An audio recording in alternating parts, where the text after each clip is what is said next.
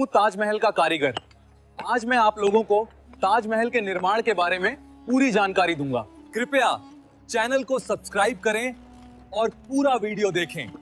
भारत का शहर आगरा यमुना नदी के किनारे खड़ी एक ऐसी इमारत जिसे वक्त ने भी झुककर सलाम किया है।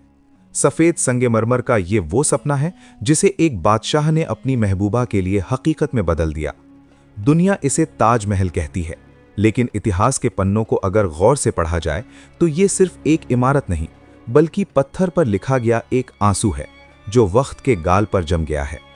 आज हम आपको 400 साल पीछे उस दौर में ले चलेंगे जहां तलवारों की खनक के बीच पायल की छमछम गूंजती थी, जहां हिंदुस्तान दुनिया का सबसे अमीर मुल्क था और जहां एक ऐसी प्रेम कहानी ने जन्म लिया जिसने मौत को भी हरा दिया।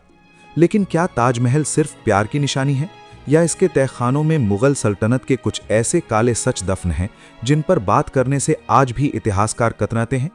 इस कहानी की शुरुआत ताजमहल के बनने से नहीं बल्कि उस दिन से होती है जब एक 15 साल के लड़के ने एक लड़की को पहली बार देखा था। साल 1607 मुगल साम्राज्य अपनी शान और शौकत के चरम पर था। जहांगीर तख्त पर थे और आगरा के किले में मीना बाजार लगा हुआ था। ये वो जगह थी जहां शाही घराने की महिलाएं दुकानें लगाती थीं और शाही परिवार के पुरुष खरीदार बनकर आते थे। मकसद सिर्फ खरीदारी नहीं बल्कि सामाजिक मेलजोल था। इन्हीं रौनकों के बीच मुगल सल्तनत का भविष्य 15 वर्षीय शहजादा खुर्रम, जो बाद में शाहजहां बना, घूम रहा था। अचानक उसकी नज़र एक दुकान पर पड़ी जहां रेशम और कांच के मोतियों का काम हो रहा था। वहां खड़ी थी 14 साल की अर्जुमंद बानो बेगम।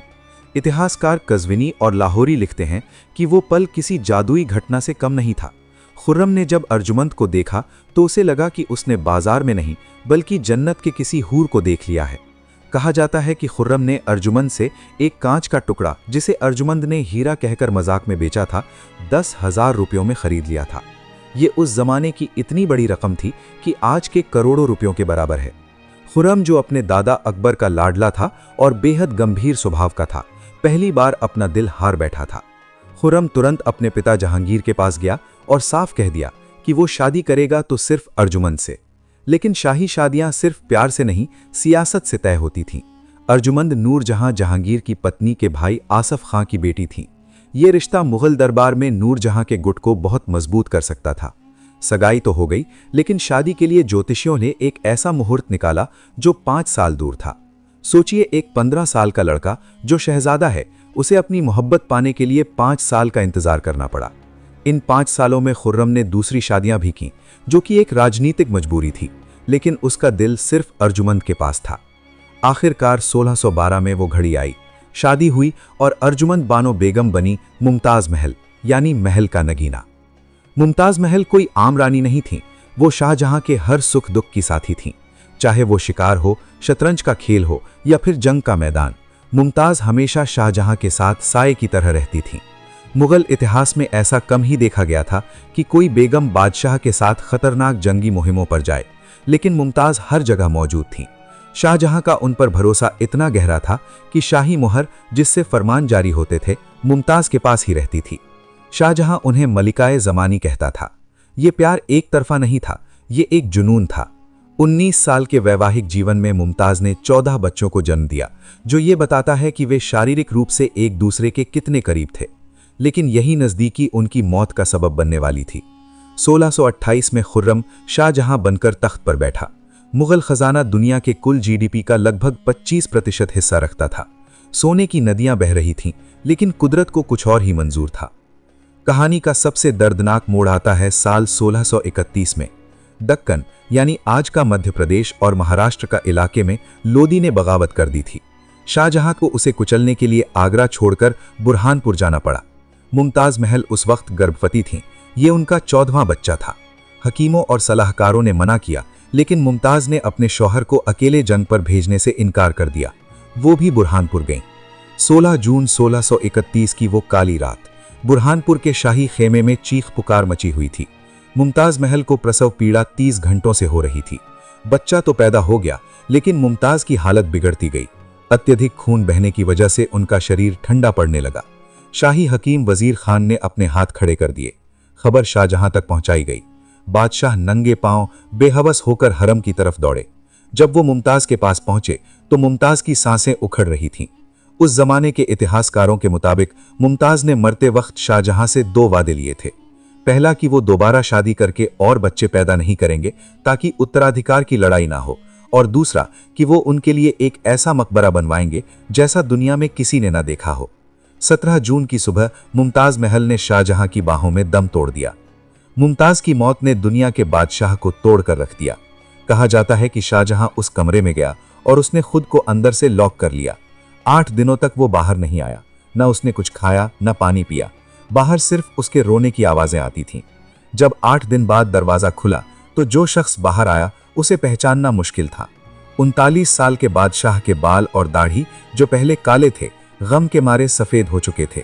उसकी कमर झुक गई थी, आंखों के नीचे गहरे गड्ढे पड़ गए थे। शाहजहां ने पूरी सल्तनत में 2 साल का शोक घोषित कर दिया। रंगीन कपड़े पहनने पर पाबंदी लगा दी गई। संगीत और नाच गाने बंद कर दिए गए। इत्र और खुशबू का इस्तेमाल वर्जित हो गया। त्योहार फीके पड़ गए। बादशाह को अब न तख्त की परवाह थी न दुनिया की।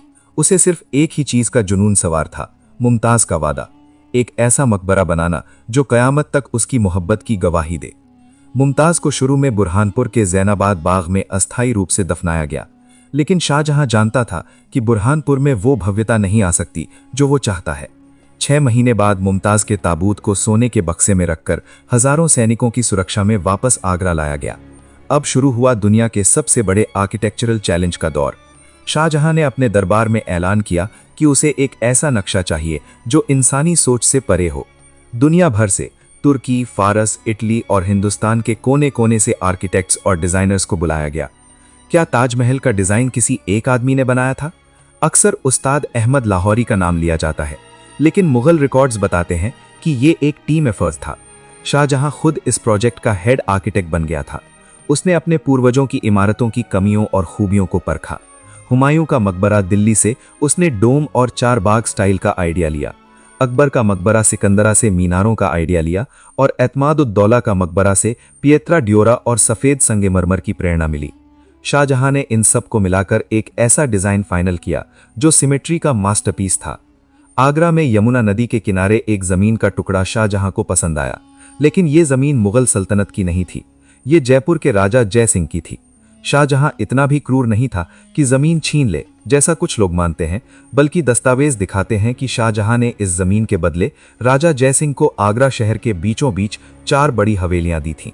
ये एक बार्टर डील थी, लेकिन यहां इंजीनियरिंग की सबसे बड़ी मुसीबत खड़ी थी। यमुना नदी का किनारा। नदी के किनारे की जमीन दलदली होती है।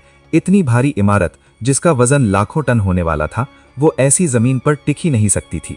कोई भी आम इंजीनियर होता तो जगह बदल देता, लेकिन शाहजहां की जिद थी, मकबरा बनेगा तो यहीं, ताकि मैं अपने किले से इसे देख सकूं।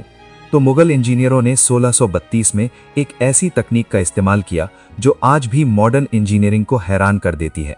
उन्होंने जमीन खोदनी शुरू की, लेकिन सामान्य नींव नहीं, उन्होंने कुएं खोदना शुरू किए। नींव तैयार हो चुकी थी, अब बारी थी ढांचे के ऊपर उठने की। आमतौर पर इमारत